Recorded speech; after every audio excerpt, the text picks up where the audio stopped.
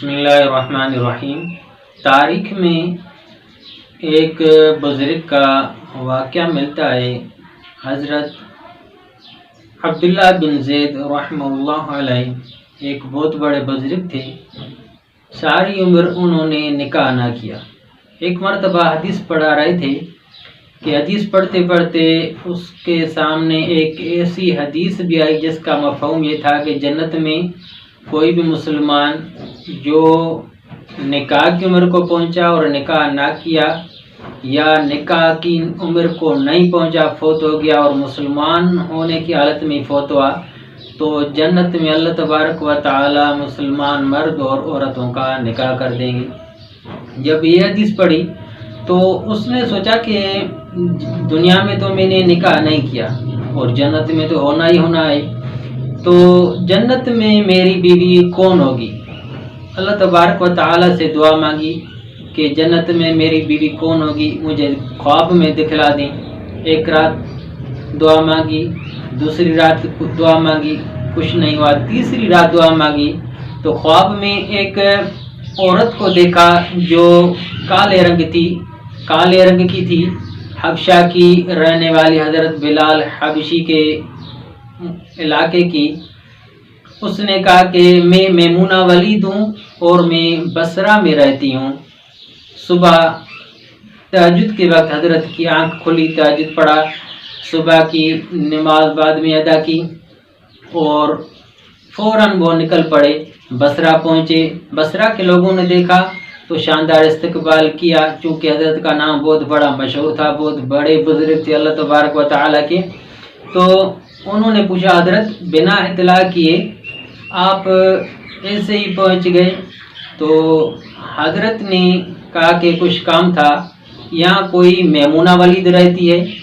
تو انہوں نے پوچھا کہ اتنا بڑا سفر کر کے آپ میمونہ ولید کے لیے آئیں؟ تو حضرت نے فرمایا کہ کیوں، کیا میمونہ ولید سے نہیں مل سکتا؟ تو لوگوں نے کہا کہ کیوں نہیں مل سکتے، لیکن وہ پاگل ہے۔ حضرت فرمایا کیسے ہو؟ انہوں نے کہا کہ وہ کام ایسے کرتی ہیں، اگر کوئی شخص ہنس رہا ہے تو یہ اسے دیکھ کر روتی ہے، اور اگر کوئی رو رہا ہو تو یہ اسے دیکھ کر ہنستی ہے، اور وہ بکریاں چراتی ہیں، لوگوں سے پیسہ لے کر بکریاں چراتی ہیں۔ آج بھی وہ یہ بکریاں لے کر جنگل گئی ہیں، اس لیے عصر تک آ جائے گی، آپ ٹھہریں۔ حضرت عبداللہ بن زید رحمہ اللہ علیہ نے فرمایا کہ عصر کس نے دیکھی ہے؟ عصر تو کسی نے نہیں دیکھی، کیا ہو جائے کہ میں مر جاؤں یا عصر سے پہلے ہی کچھ اور ہو جائے؟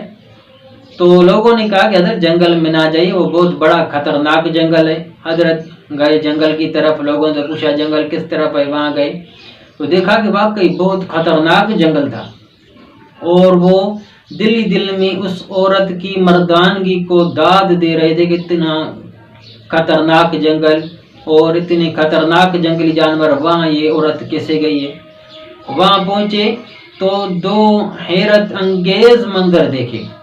پہلا یہ کہ میمونہ ولید جو تھی وہ بکریاں چرانے کے لیے گئی تھی، لیکن وہ بکریاں چرا نہیں رہی تھی، وہ تو اس جگہ مصلی بچھا کے نماز پڑھ رہی تھی۔ اب جب وہ نماز پڑھ رہی تھی تو بکریاں کون چرا رہا تھا؟ تو دیکھا کہ شیر جو ہے جنگل کے وہ بکریاں چرا رہے تھے۔ تو حضرت عبداللہ بن زید رحمہ اللہ علیہ کو انتہائی حیرت اور تعجب ہوا کہ یہ جنگل کے شیر جو ہیں ان کا کھانا یہ ہے بکریاں، اگر انہوں نے بکریوں سے صلح کر لی تو یہ کھائیں گے کیا؟ ابھی یہ اسی سوچ میں تھے کہ میمونہ ولید کب نماز سے فارغ ہو گئی، اسے پتہ ہی نہیں چلا، اور میمونہ ولید نے مخاطب ہو کر کہا کہ عبداللہ ملنے کا وعدہ تو جنت میں تھا، تم یہاں پہنچ گئے۔ اب اور حیرت ہو گئی کہ پہلے تو اس سے ملاقات ہوئی نہیں تھی، تو پھر اس کو میرا نام کیسے پتہ چلا؟ تو فرمایا کہ پہلے تو یہ بتائیں کہ میرا نام آپ کیسے پتہ چلا جبکہ آپ اور ہم ملے ہی نہیں ہیں؟ تو میمونہ ولید نے اور انتہائی تعجب میں ڈال دیا، فرمایا کہ جس اللہ تبارک و تعالی نے تمہیں میرے لیے بتایا ہے اسی اللہ تبارک و تعالی نے مجھے تمہارے لیے بتایا۔ حضرت عبداللہ بن زید رحمہ اللہ علیہ نے فرمایا کہ ایک اور بات بتائیں کہ ان شیروں نے بکریوں سے کیسے سلوک کر لیا ہے، ان کی غذائی بکریاں ہیں۔